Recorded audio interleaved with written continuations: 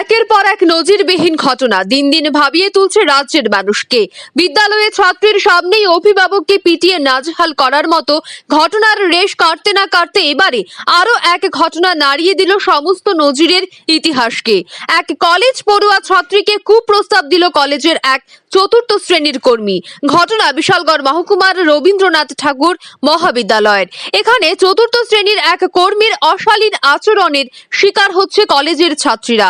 চাঞ্চল্যকর এই ঘটনায় রীতিমতো ক্ষুব্ধ এবং আতঙ্কিত ছাত্রছাত্রী সহ তাদের অভিভাবকরা। কলেজের লাইব্রেরির দায়িত্বে থাকা চন্দন ঘোষ ছাত্রীদের ফোন নম্বর সংগ্রহ করে তাদের ফোনে কুপ্রস্তাব দেওয়া থেকে শুরু করে বিভিন্ন অপকর্ম সংঘটিত করে বলেই অভিযোগ। হ্যালো হ্যালো, কিরা করতেছ? কে? ওই এটা আরেকজনের মোবাইল দিয়ে ফোন করছি, 13 দিয়ে ফোন করলে দিয়ে আর রিসিভই করো না। কে তুমি? ওই দিন কাজে করছিলাম, কোন দিন কা?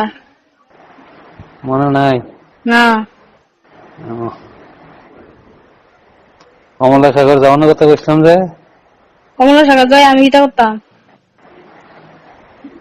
করতে না বলে যাইবা? ঘুরতে যখন মানুষ আছে আমার, তোমার লোকে কেটে যাইতাম।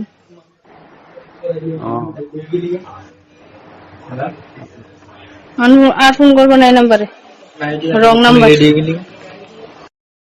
একাধিক ছাত্রছাত্রীরা একইভাবে অভিযোগ তোলে চন্দন ঘোষের বিরুদ্ধে। আমি 6 সেমিস্টারের বেঙ্গলি অনার্সের একজন ছাত্রী। তো আমরা প্রজেক্টের লেগা বই দরকার লাগছে, দেখে আমরা লাইব্রেরি গেছিলাম। তো লাইব্রেরির দায়িত্বে থাকা চন্দন ঘোষ নামে একজন, তাই আমার তো 11-এর বই লাগবো, দরকার আছে 11-এর বই। এটা করে সেটা আমার থেকে ফোন নাম্বার রাখছে। ফোন নাম্বার রাখা সেটা তাই ফোন করে সেটা মানে তা কথা কইতাছে যে এই ঘুরতে যাইতে কসবা দিব, এই বিয়ে টিয়ে করবো, তাই বিয়ে টিয়ে করছে না, তাই বয়স বলে 27-28, মানে যা তা ফোন করেছে, যে কোনো টাইমে ফোন করে যা তা কথা কয়। কে কইতো এটা? আমরা কলেজের চন্দন ঘোষ নামে একজন, লাইব্রেরির দায়িত্বে থাকা একজন। তোমরা কলেজের নাম কি? রবীন্দ্রনাথ ঠাকুর মহাবিদ্যালয়। এনে কি শুধু তোমার লোকে এমন করছে না আরো অন্য কারোর লোকে এমন করছে? আমরা সেমিস্টারের বেশিরভাগ মেয়ের আর থেকে 11-এর বই লাগবো, দরকার আছে এমন হয়েছিলেন, ফোন নাম্বার একটা কিনা সবাইকে ফোন করে করে এমন উল্টাপাল্টা কথা বলে। এই ব্যাপারটা নিয়ে কি তোমরা কলেজে প্রিন্সিপাল ম্যাডাম বা কোনো স্যাররে জানাইছো? প্রিন্সিপাল ম্যামের জানাইছি না, বাট জানানের আমরা জানাবো। কি হয়েছে এমনি ঘটনা কলেজে? কলেজে চন্দন ঘোষ একজন আছে, আমরা লাইব্রেরিতে চাকরি করে, বা অনেক মেয়েগুলোর প্রস্তাব দিছে কমলা সাগর যাওয়ার লেগে, ঘোরার লেগা, বিয়ের লেগা, হেয়ার বেলে কল দিয়ে বই লাগবে, এই লাগবে, সে লাগবে। তো মেয়েরা অনেক বিরক্ত করে, ঠিক আছে। তারপর অনেক মেয়েরা কাছে বিয়ে শাদী করবো, কমলা সাগর যাওয়ার লেগে হেয়ার বয়স বেলে 26, বা আমার কাছে কলেজ স্টুডেন্ট। তো আমার কাছে অনেক কিছু অভিযোগ জানাইছি আমরা সেমিস্টারে, ঠিক আছে।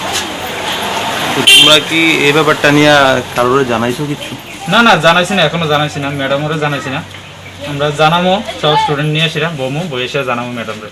প্রায় কতদিন ধরে এরকম করতেছে? এই তো মাসখানেক এরকম হইল, এই লকডাউন কালীন থেকে চলছে এরকম। কারে কারে এমন কইছে?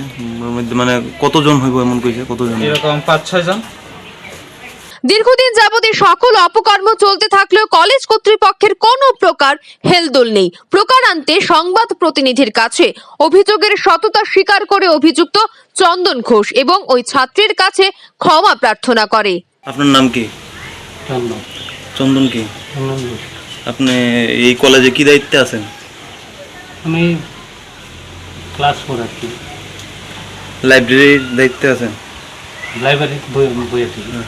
তো আপনার নামে অভিযোগ এলে আপনি কলেজের বিভিন্ন মেয়েরা ফোন করে সেটা উত্তক্ত করেন, মেয়েরা বিয়ে করতে, বিয়ের প্রস্তাব দেন, কুপ্রস্তাব দেন বিভিন্ন, এই অভিযোগ এলো আপনার নামে। আমি তো বললাম স্যার, আমি এখন আপনার ওই দিনকে ফোনটা করছি, আমার বুদির কাছে মনে করেছিল, কিন্তু কলটা বলে রেখে না না, একটা না তো, আপনি তো এমন নানান ফোন করছেন,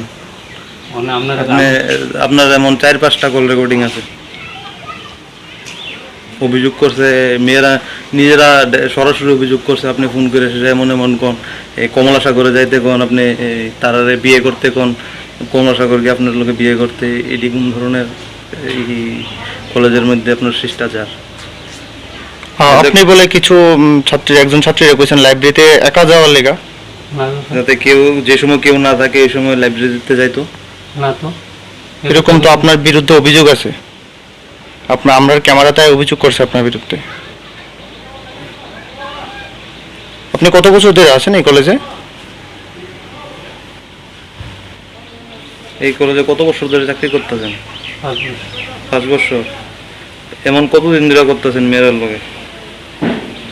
এই ধরনের নোংরামোটা কতদিন ধরে চালাই যাচ্ছেন?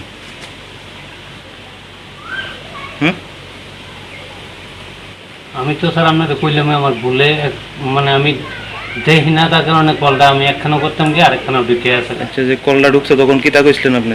হ্যাঁ, আমি বদিরিয়ানো মনে করেছি রে, আমি কল তুলতাম মোবাইল নেই ও করতে পারি না। কি কলেজে যাওয়ার কথা আপনার বৌদি কলেজে পড়ে?